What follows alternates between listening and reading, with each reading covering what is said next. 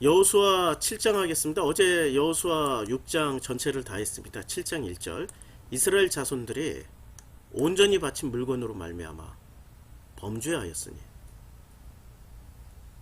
이는 유다 지파 세라의 증손 삽디의 손자 갈미의 아들 아간이 온전히 바친 물건을 가졌습니다. 여호와께서 이스라엘 자손들에게 진노하시니라. 자, 이게 지금 6장에서 어떤 일이 벌어졌어요? 6장에서 여리고성을 무너뜨리는 사건이 있었단 말이에요.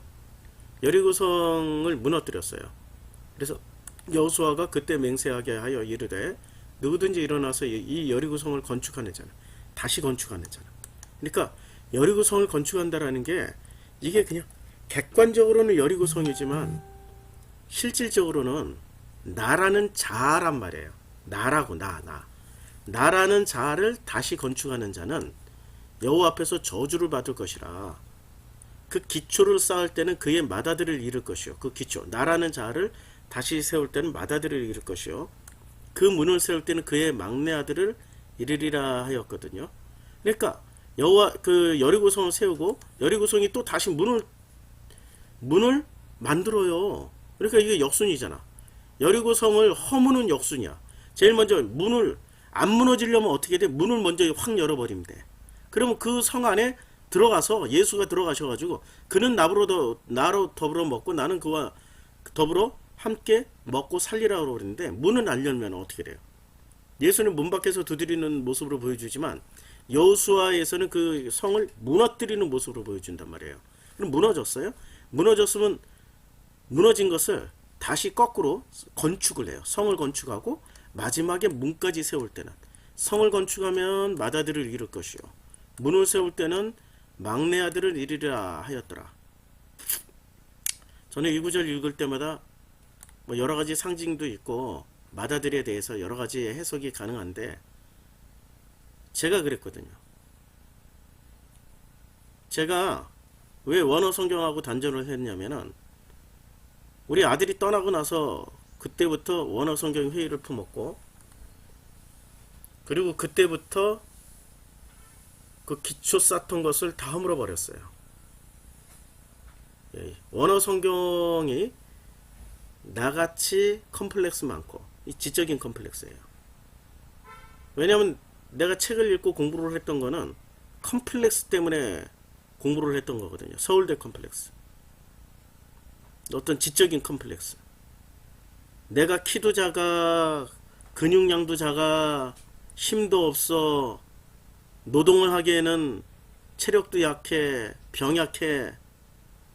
그러다 보니까 자연적으로 제가 어디를 추구하게 되냐면은 편하게 사는, 육체 노동을 안 하고 편하게 사는, 머리 쓰는 일로 발달을 하게 되더라고요. 그러다 보니 나라는 인간의 그 지향점이 육체 노동이 아니고 머리 쓰는 쪽으로. 그러다 보니까 나도 모르게 지식욕이 생기는 거예요. 그 지식욕의 정점이 대한민국에서는 서울대 아니에요. 서울대 못 갔잖아요. 그러니까 서울대 컴플렉스가 있으니까 공부를 엄청나게 해버린 거예요. 거꾸로. 컴플렉스 있는 놈이 공부하지 컴플렉스 없는 사람 공부 안 하거든요. 컴플렉스 있으니까 엄청나게 공부를 했어요. 그 마지막 포인트가 원어 성경이었어요. 와, 이런 것도 있네? 이야, 신난다 하고 열심히 했어요. 김성수 목사를 통해서 알게 된 그 원어 성경을. 그리고 실제로 그 원어 성경이 뿌리까지 찾아가서 공부를 해봤더니, 야, 이게 그 과정이 내 자신이 여리고성을 건축하고 있는 자였더라. 가 되는 거예요. 여호와 앞에 저주를 받았어요. 저는 그냥 문자 그대로 저주를 받아버린 거예요. 그런데 실제로 이런 일이 있지 않게 하기 위해서 성도님들에게 제 아픈 것을 다 꺼내서 지금 드러내고 있는 거예요. 그 기초를 쌓고 있었던 거예요. 원어 성경으로. 근데 그의 맏아들을 잃을 것이요. 그러면 수도 없이 원어 성경 하고 있는 사람들은 맏아들 안 잃잖아요. 심플해요. 하나님과 상관없어요. 그 사람들은. 그 문을 세울 때 그의 막내를 잃으리라. 그래서 바로 깨달았어요. 아, 이게 아니구나. 이렇게 가면 안 되는구나. 단절을 해버린 거죠. 문자 그대로. 해석의 여지는 많아요. 27절 여호와께서 여호수아와 함께 하시니 여호수아의 소문이 온 땅에 퍼졌어요. 그런데 그 사이에 무슨 문제가 생긴 거예요. 7장 1절에 보니까 이스라엘 자손이 온전히 바친 물건으로 말미암아 온전히 바쳤는데 범죄를 하였다라고 그랬어요. 그럼 온전하게 뭘 하라고 그랬냐면 이런 거예요. 자, 우리 어제 공부를 했단 말이에요. 이제 이 성과 그 가운데 있는 모든 것은 여호와께 온전히 바치되 온전히 바쳐야 되는데 기생 라합과 그 집에 동거하는 자는 살려줘야 돼요. 이건 살려줘야 돼요. 그리고 기생 라합 어제 어렵다고 말씀하시고 보충 설명. 아니 기생 라합은 내가 이 세속을 살고 있는 나라는 인간이 피조물이라는 나라는 인간이 무엇을 하게 되냐면 기생 라합 하나님을 만나고 싶으면 어떤 간절함이 있을 거 아니에요? 인류는 다 그렇단 말이에요. 인류는 하나님과의 관계가 형성되기 전에 하나님을 만나서 그 하나님과 아버지와 아들이라는 혹은 그 신랑과 신부라는 그 가족 관계가 형성되기 이전에는 전부 다 혼돈하고 공허함의 흑암이 깊은 곳에 있을 수밖에 없단 말이에요. 그 혼돈하고 공허하고 흑암이 깊은 곳에 있을 수밖에 없는 우리들이 간절히 하나님을 사모하는 그 간절함이 있다고요. 그 간절함을 뭐로 표현하게 되냐면 선함으로 하나님을 찾는 사람이 있고요. 지식으로 찾는 사람도 있어요. 또 거꾸로 악행을 저지르면서 도대체 하나님 어딨냐 이거야, 나오라고 이거야 이러면서 또 하나님을 찾는 사람도 있고요. 그러니까 선이나 악이나 지식이나 이 셋 중에 하나가 기생 라합이 될 수 있다는 거죠. 근데 내가 붙잡은 게 뭐냐는 거죠. 나같이 컴플렉스 많은 사람은 지식을 붙잡았어요.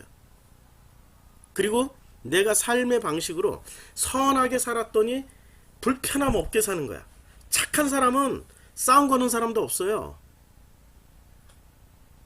그러니까 저는 두 가지를 붙잡고 살았어요. 선함을 표현하면서 지식을 추구하면, 그러니까 그 선함과 지식을 가지고 내 안에 첩자를 넣어주신 거야. 기생 라합과 같은 첩자.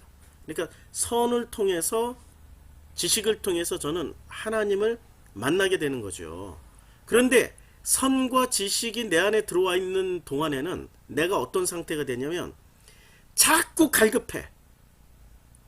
갈급해진다고, 더 목마르다고, 더더욱 높은 선을 찾게 되고, 더더욱 높은 지식을 찾게 되고, 더더욱 높은 지식, 더더욱 높은 절대 지식, 절대 선을 자꾸 찾게 된다고요. 갈증은 나고 더더욱 추구는 하는데 절대 못 만나는 게 절대 지식, 절대 선이거든요. 그런데 그 간절함이 되는 거죠. 그것이 간절함이 되는데 그 간절함만 가지고는 하나님 못 만나요. 어느 순간 만나냐면 그 간절함, 내 안에 있는 선이나 지식이 다 내려지는 그 순간 가난함, 심령이 가난해질 때 그때 하나님 만나는 체험이 동시에 일어나는 거예요. 이거는 제가 체험한 거라 이게 설명이 어느 정도 되어지고 어느 정도 성도님들이 듣고 이해할 수 있는 단계인지는 모르겠는데요. 저로서는 최선을 다해서 설명을 해드린 겁니다. 그 간절함이 가난함으로 내려올 때 하나님과 함께 하실 수 있는 겁니다. 하나님이 함께 하실 수 있어요. 자, 너희는 온전히 바치고 그 바친 것 중에서 어떤 것이든지 취하여 너희가 이스라엘 진영으로 바치는 것이 되지. 그러니까 너희들이 다 바쳐요. 온전히 바치고. 이 바친다라는 말이 바치고 바친 것 중에 뭘 바치라는 얘기예요?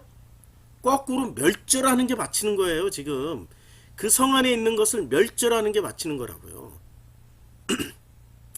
금, 은, 놋 빼놓고는 다 멸절시켜야 돼요. 온전히 바치고 바친 것 중에서는, 왜냐하면 기생 라합 빼놓고는, 자, 여호와께 온전히 바치되 기생 라합과 그 집에 동거하는 자는 모두 살려주라. 그러니까 바친다라는 말이 하나님 이거 받으세요 하고 제물로 바친다는 말이 아니야. 다 죽이는 게 바치는 거라고. 너는 온전히 바치고, 온전히 바친다라는 것을 제대로 이해하셔야 돼요. 다 죽여야 돼. 멸절시켜야 돼. 그리고 그 멸절시킨 것 중에서 어떤 것이든지 취하여 너희가 이스라엘 진영으로 바치는 것이 되게 하면 안 된다는 거예요. 이스라엘 진영으로 바치는 것이 되게 하여 고통을 당하게 되지 아니하도록 오직 너희는 그 바친 물건에 손대지 마라. 아유, 계속 카톡이 와서 소리 줄이고 있어. 그 바친 물건에 손대지 말게 하라. 이렇게 말씀하고 있습니다. 그리고 다시 7장으로 건너갈게요. 7장 이스라엘 자손들이 온전히 바친 물건으로 말미암아 범죄하였으니, 이 말은 무슨 말이에요? 온전히 바친 물건이 아니라 온전히 바친 물건은 다 멸절해야 되는 물건이어야 되는데 멸절하지 않고 거꾸로 이스라엘 자손들이 이스라엘을 위해서 살려둔 물건으로 말미암아, 이렇게 읽으셔야 되는 거예요. 그게 범죄예요. 나라는 여리고성 안에, 여리고성에 내 안에 하나님을 만나게 했던 선 혹은 악 혹은 지식, 요것만 빼놓고 나머지는 다 멸절하라는 거야. 그런데 멸절하지 않고 내가 지식을 추구했어. 그럼 지식은 멸절하지 않아도 돼. 그건 통로니까. 라합과 같은 역할을 했으니까. 그래서 제가 그 컴플렉스로 지식을 열심히 추구했잖아요. 그거 없어지지 않았어요. 멸절 안 당했어요. 그걸 통해서 지금 하나님이 이렇게 설명하고 있잖아요. 복음이 이렇게 설명하잖아요. 그치요? 그런데 그거 외에 악은 다 멸절해서 하나님께 갖다 바쳐야 돼. 어설픈 선도 다 하나님께 다 멸절한 상태에서 갖다 바쳐야 돼. 이거는 내가 도저히 선할 수가 없습니다. 도저히 나는 악을 판단할 수가 없습니다. 그리고 바쳐야 돼. 근데 바치지 않고 지식으로 거꾸로 그걸 챙겨 먹기 시작해. 이게 선이야. 이게 악이야. 그러면 그게 범죄란 말이야. 이게 개인적으로. 범죄하였으니 이는 유다지파 세라의 증손 삽디의 손자 갈미의 아들 아간이 온전히 바친 물건을 가졌습니다. 온전히 바친 물건은 어떻게 됐어요? 멸절하지 않고 지가 취해버린 거야. 누가요? 아간이 취했어요. 그래서 여호와께서 이스라엘 자손들에게 진노를 하셨어요.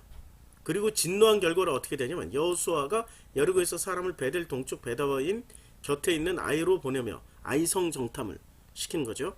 그들에게 말하여 이르기되 올라가서 그 땅을 정탐하라. 그 사람들이 올라가서 이 아이를 정탐하고, 그러니까 아이성을 정탐하라고 그랬죠. 예, 이 아이성을 정탐하라. 그러니까 아이에서 온전히 바친 물건으로 말미암아 범죄를 하였으니 범죄의 대가가 이제 나타납니다. 범죄의 대가가 어떻게 돼요? 아이성은 절대 안 무너져요. 쉽게 무너뜨릴 수 있다고 생각을 했는데 안 무너진다니까요. 하나님의 군대대 여리고라는 나와 아이라는 나가 싸워도 세상에 여리고에서는 모든 사람들이 아멘하고 내 뜻대로 마옵시고 아버지 뜻대로 하시옵소서라고 했기 때문에 무너졌지만, 아이성에서는 내 뜻대로 한번 해버린 거야. 안 무너진다니까. 오늘은 7장 1절까지 하고요. 목요일날 수요일은 건너뛰고 목요일날 7장 2절부터 하겠습니다. 오늘 이 6장과 7장 연결해서 말씀을 드렸는데, 사람들이 저한테 그런 얘기, 목사님 그 복음을 어떻게 하세요? 아주 간단해요. 저처럼 많이 아파봐요. 많이 하나님의 섬기심을 온전하게 제대로 받아보시면 알게 됩니다. 근데 그 섬기심이 내가 원하는 방향대로 섬겨주시지 않으세요. 당신이 원하시는 방향대로 나를 섬기신다고요. 왜냐하면 내가 그만큼 찔기고 독하고 악한 인간이기 때문에, 내가 무엇을 붙잡고 살았기 때문에 그렇게 찔기고 악하나 되돌아봤더니 내가 추구하는 선이 있었고 내가 추구하는 지식이 있었어. 그 지식이 나를 그렇게 찔기고 악하게 만들었어요. 이게 온전히 다 털려야 된다고. 여리고성에서 모든 것이 멸절당하는 것처럼 온전히 다 털려야 된다. 일단 다 멸절당해야 돼. 여리고성에 있는 것. 그런데 기생 라합처럼 하나님이 다 털리는 가운데도 딱 보호해서 다 털리는 와중에도 살려두는 놈들이 있다고요. 그것은 내가 그동안에 라합과 같은 역할을 나에게 했던 게 지식이었어. 근데 그 지식은 털리기 이전에는 내 관점으로 취했던 지식이었지만, 선이었지만, 여리고가 무너지고 난 이후에 그 지식과 선은 내 관점이 아니라 내 뜻대로 마옵시고 아버지의 뜻대로 하시옵소서라는 관점으로 바뀐 지식이고 아버지의 뜻대로 바뀐 선이란 말씀입니다. 근데 7장 1절은 그게 안 이루어졌다라는 걸 말씀하고 있는 거예요. 그게 안 이루어진 거야. 그걸 범죄라고 말씀하고 있는 겁니다. 겨우 범죄의 수준이 물건 훔치고 도둑질하고 거짓말하고 뭐 그 정도 수준의 무슨 유아적인 수준의 범죄가 아니란 말이에요. 이거는 하나님 앞에 범죄를 했다는 건 그냥 정말 그 유치원생 수준의 범죄를 가지고 범죄라고 하질 않아요. 진짜 범죄는 내 뜻과 아버지의 뜻이 충돌했을 때 자신들의 뜻대로 가버리는 게 범죄란 말이에요. 그래서 예수는 그걸 보여주시고 하셨습니다. 내 뜻대로 마옵시고 아버지 뜻대로 하시옵소서. 그게 예수께서 우리에게 전해주신 메시지입니다. 기도하겠습니다. 아버지 하나님, 우리들에게 이 복음을 허락해 주심을 감사드립니다. 이제 내 뜻대로 마옵시고 아버지 뜻대로 하시옵소서라는 그 아버지의 고백이 우리들 안에서 온전히 이루어질 수 있도록 축복하여 주시옵소서. 예수님 이름으로 기도드렸습니다. 아멘.